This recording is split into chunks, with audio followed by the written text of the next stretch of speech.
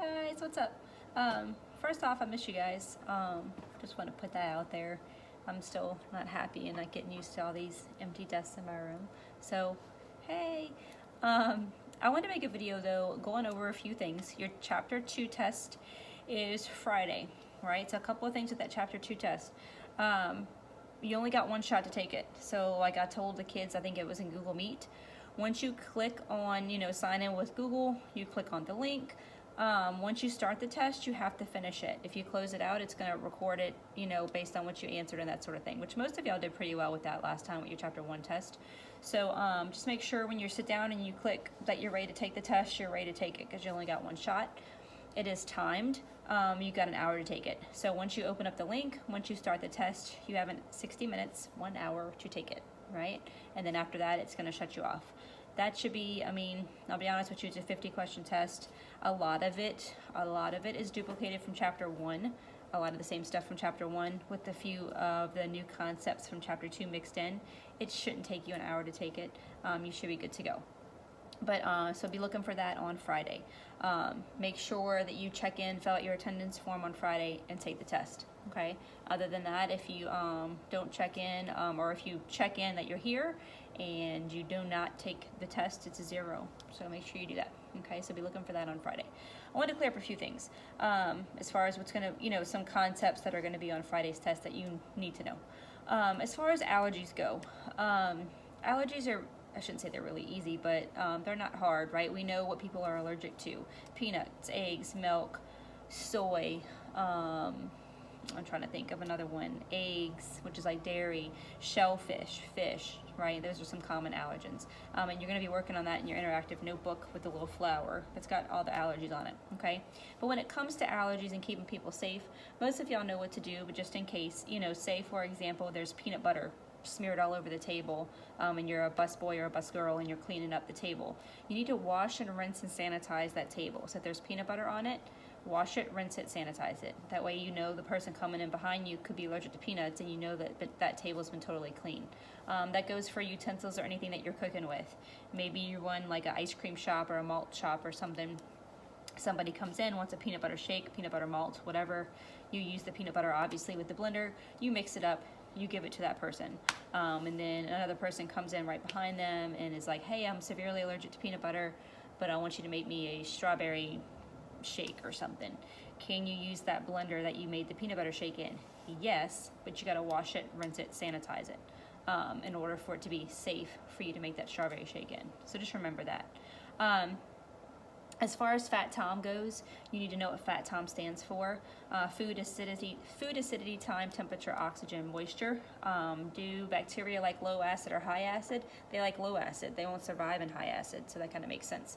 Food, they need food to survive. They need oxygen and they need moisture to survive. Not all food, by the way, needs a lot of oxygen. It just depends. But they all need moisture. Think wet, nasty, damp bacteria. You may see a question like, what are 2 things that you as a healthcare worker can control out of Fat Tom? Can I control time and can I control temperature? Yes. So out of the whole Fat Tom scenario, time and temperature are the 2 things I can control. I can control how long that meat sits out as far as time goes, and I can control how long what the temperature is at. Right, so as far as what you can control with Fat Tom, you can control time and temperature as a food safety worker. Okay. What else we got? Another eye question you may see as far as the nursing home goes. Nursing home, high-risk population, elderly people. If you have fever and sore throat and you're supposed to be delivering food to the nursing home, you cannot. If you've got fever or sore throat, that's a sign that you're sick and you cannot work that day. They usually say if you have fever or sore throat and it's just a regular restaurant, it's okay for you to work.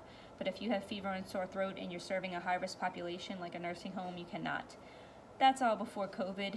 Obviously now if you've got fever and sore throat and stuff with COVID, they're not gonna let you work anywhere. But just for testing purposes, definitely not at a nursing home. You cannot have fever or sore throat. Make sure you look over alert. You need to know what alert stands for. Basically, and that's to keep food safe from deliberate contamination, like somebody purposely messing with your food.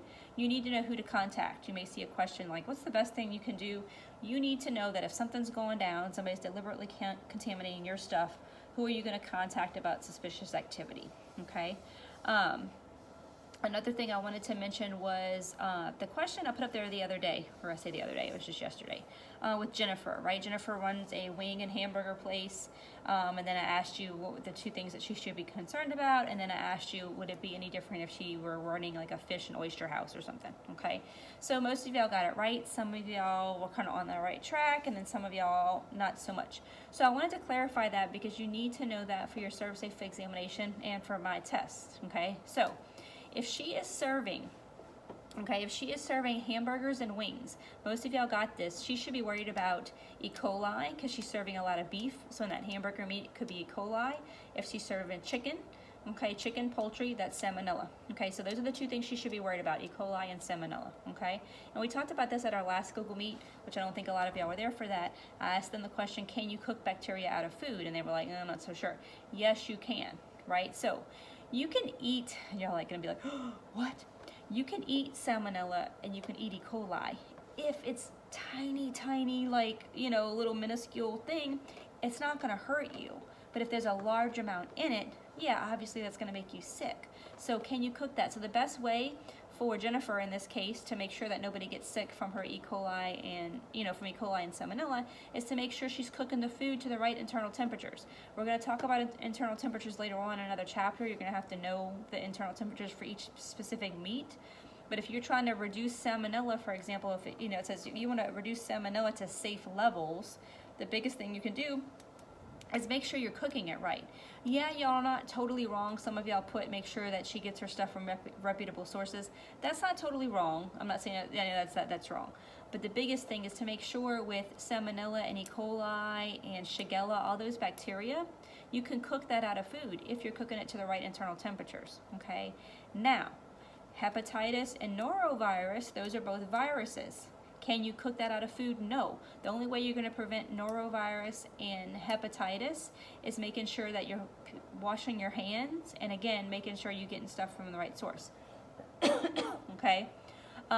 Some of y'all put for like the fish and oyster house, if she was running that, oh no, nothing would change. Yes, stuff would change. And some of y'all hit the mark on that. If she's serving a lot of oysters and she's serving a lot of fish, oysters, you got to watch out for Hep A. Hep A and maybe some E. coli. Again, with oysters, know where you're getting your stuff from. Okay, you can't cook that. You can't cook hepatitis and norovirus and all that kind of stuff out of food. You got to make sure you're getting your stuff from the right spot. Same thing with fish. If she's serving a fish house, she needs to know whether she's getting her fish from the right place. That way, the fish doesn't have toxins in it or anything like that. Okay, so that's the big thing with those. If you see anything with Shigella, Shigella is going to be flies. Remember, if you go back, look at that chart that you got, or look back in your PowerPoint because you need to know that. Shigella is going to be flies. People's poop, flies. Flies are gross to hang around on feces and poop. So Shigella, or shigellosis, I think is the official word. That's flies. Okay. A lot of y'all got that wrong too when we were doing, and I'm gonna grab the book real quick, where it's like, what am I? And you were given a scenario and you had to pick out what bacteria it was. Okay, so listen up for these. I'm gonna give you the correct answers. It says, I am commonly linked with ready-to-eat food. I am found in the feces of infected people. Excluding staff with jaundice can stop me. Hand washing can prevent me. A lot of y'all got that wrong. As soon as you see jaundice, if they mention anything with jaundice, that is Hep A. Straight up, no doubt about it. Okay, so if it mentions jaundice, that's Hep A. All right, some of y'all are putting some different answers for that, but hepatitis A is the answer. I am carried in the bloodstream and intestinal tracts of humans. Okay, humans. So humans are carrying this. I'm commonly linked with beverages and ready-to-eat food. Cooking food correctly can prevent me, and washing hands can stop me. Okay, so if it says beverages, first off, it's coming from humans. It's the only one. It's got to be Shigella. Oh, not Shigella, sorry. Salmonella typhi. Salmonella typhi, it's different than regular salmonella. Salmonella typhi, think typhoid fever. So if it mentions it's found in humans, beverages, and ready-to-eat food, that's Salmonella typhi. And the last one says, many farm animals carry me. I think when y'all saw farm animals, you went to cows. Not exactly. It says farm animals. I've been found in milk, dairy products, produce, and poultry. Members chicken. Cooking eggs to minimum internal temperatures can prevent me. Preventing cross-contamination between poultry and ready-to-eat food can stop me. That's just non-typhoidal salmonella or just regular old salmonella. Okay, so make sure you watch those. If it says jaundice, oh, it's got to be hepatitis. Okay, it's got to be hepatitis. If it says it's found in beverages, that's got to be Salmonella typhi. Watch out if it's mentioned poultry and chicken and cross-contamination, that's probably just plain old regular Salmonella. Okay, if it's mentioning cows and cattle, that's more E. coli. Okay, what else is I going to tell you guys? One last thing, I think that was it. Norovirus, just remember what norovirus, you're contagious within hours. You could have norovirus. You could eat food that has norovirus in it. Within hours, you're contagious and you don't even know you have it. So it's kind of similar to the whole COVID thing, right? You could be spreading that around, not even know you have it. Norovirus is very similar to the stomach flu. Biggest way to prevent that, washing your hands. All right, so that's my breakdown for chapter 2. Look over your PowerPoint.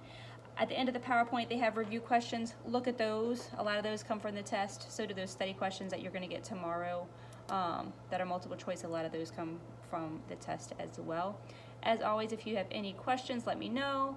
Google Meet probably won't happen until next week since we have a test this Friday. But you know where to find me if you need me. Bye, guys. Miss you. Hope to see you soon.